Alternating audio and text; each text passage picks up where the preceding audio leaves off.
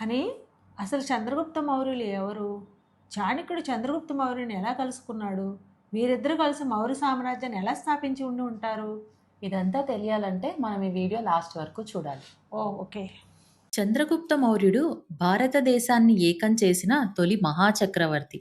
చారిత్రక ఆధారాలు, బౌద్ధ గ్రంథాల ప్రకారం ఆయన క్రీస్తు పూర్వం 340 ప్రాంతంలో ప్రస్తుత బీహార్ రాష్ట్రంలోని పాటలీపుత్రం సమీపంలో జన్మించాడు. పాటలీపుత్రం అంటే ఇప్పటి పాట్నా. అతని వంశం గురించి మాత్రం స్పష్టత లేదు. కొందరు అతను సాధారణ కుటుంబానికి చెందినవాడని, మరికొందరు మౌర్య వంశానికి చెందినవాడని అంటారు. చాలామంది చరిత్రకారుల అభిప్రాయం ప్రకారం చంద్రగుప్తుడు చిన్నప్పుడు నెమళ్లను పెంచే కుటుంబంలో పెరిగాడని అంటారు. మయూర అనే పదం నుంచే మౌర్య అనే పేరు వచ్చిందని భావిస్తారు. బౌద్ధ, జైన సంప్రదాయాలు కూడా ఈ సంబంధాన్ని సూచిస్తున్నాయి. చాణక్యుడు తన ప్రతిజ్ఞ తర్వాత ఒక నాయకుణ్ణి వెతుకుతున్నాడు. ఒకరోజు పిల్లలు రాజ్యం రాజ్యం ఆట ఆడుతుండగా అతని దృష్టి ఒక బాలుడిపై పడింది. ఆ బాలుడు రాజుగా కూర్చొని సభ నిర్వహిస్తూ తీర్పులు ఇస్తున్నాడు. అతని మాటల్లో ధైర్యం, తీర్పుల్లో న్యాయం, నాయకత్వంలో స్పష్టత. ఇదంతా చూసి చాణక్యుడు ఆశ్చర్యపోయాడు. ఇతడే నేను వెతుకుతున్నవాడు అని అనుకున్నాడు. ఆ బాలుడే చంద్రగుప్తుడు. అయితే దీని మీద స్పష్టత లేదు. కొన్ని కథనాల ప్రకారం చంద్రగుప్తుడు ఒక వేటగాడి వద్ద పెరిగాడని, చాణక్యుడు ఆ వేటగాడికి 1000 నాణాలు ఇచ్చి చంద్రగుప్తుణ్ణి తనతో తీసుకెళ్లాడని కొన్ని రచనల్లో ఉంది. అయితే ఈ విషయం మీద ఏ స్పష్టత లేదు. తర్వాత చాణక్యుడు చంద్రగుప్తుణ్ణి తక్షశిలకు తీసుకువెళ్లి 8-9 సంవత్సరాల పాటు యుద్ధ విద్యలు, రాజకీయాలు, వ్యూహాలు అన్నీ నేర్పించాడు. విద్య పూర్తయ్యాక వివిధ ప్రాంతాల నుండి సైనికులను సేకరించారు.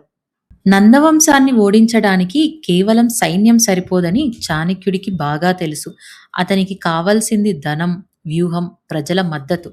కొన్ని కథనాల ప్రకారం చాణక్యుడు రసధాతు అనే విద్యలో నిష్ణాతుడని, అంటే ఆధునిక భాషలో దీనిని ఆల్కెమీ అంటారు.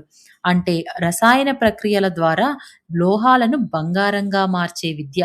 చాణక్యుడు ఈ విద్యను ఉపయోగించి భారీగా బంగారు నాణాలను తయారు చేశాడని చెప్తారు. అయితే దీనిపై చారిత్రక ఆధారాలు లేవు. చాణక్యుడి అసలు శక్తి ధనం ఎలా సృష్టించాలో తెలుసుకోవడం, ఖనిజ సంపద వినియోగించడం, వ్యాపార నియంత్రణ, ఆర్థిక నిర్వహణ ఇవే అతని బలమైన ఆయుధాలు. ఆ సమయంలో ధననందుడి పాలనపై ప్రజల్లో తీవ్ర అసంతృప్తి ఉంది. అధిక పన్నులు, కఠిన పాలన, అన్యాయం. కానీ ఎదిరించే ధైర్యం ఎవ్వరికీ లేదు. చాణక్యుడు ఇక్కడే తన మేధస్సు చూపించి ప్రజల అసంతృప్తిని ఒక శక్తివంతమైన ఉద్యమంగా మార్చాడు. చాణక్యుడు ఆర్థిక వనరులను ఉపయోగించి పెద్ద సైన్యాన్ని ఏర్పాటు చేశాడు. ధననందుడి పాలనతో అసంతృప్తిగా ఉన్న యువకులని, యోధులని, గిరిజన తెగలని అందరినీ ఒక లక్ష్యంతో కలిపాడు.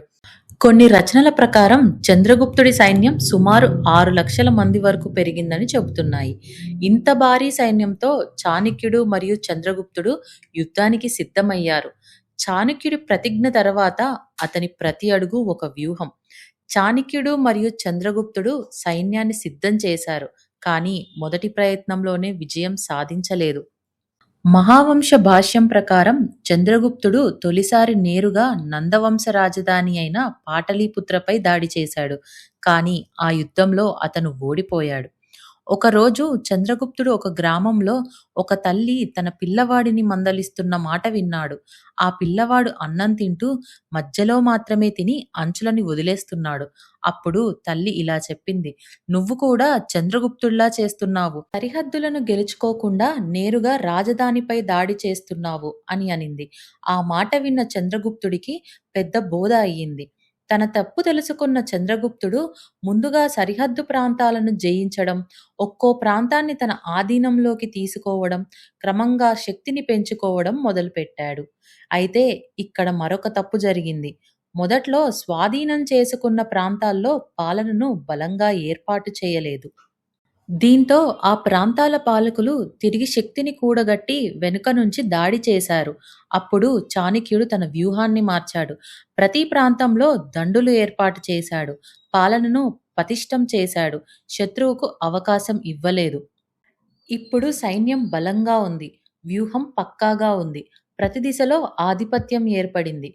చాణక్యుడికి తెలుసు నందవంశాన్ని నేరుగా యుద్ధంలో ఓడించడం అంత ఈజీ కాదు అని.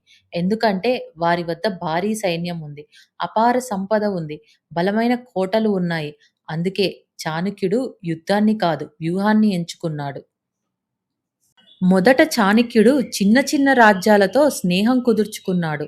శత్రువు శక్తిని ఒంటరిగా కాకుండా చుట్టుముట్టి బలహీనపరిచాడు. ఆ తర్వాత నందవంశం లోపలే విభేదాలు సృష్టించాడు. మంత్రులను విభజించాడు.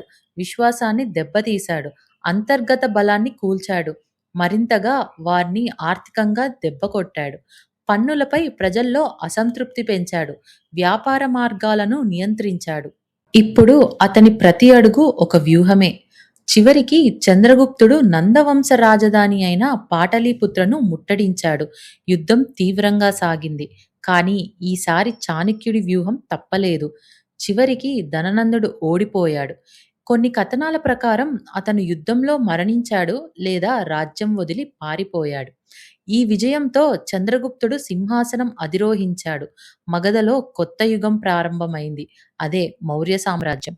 చాణక్యుడు ప్రధానమంత్రిగా రాజ్యాన్ని నిర్మించాడు.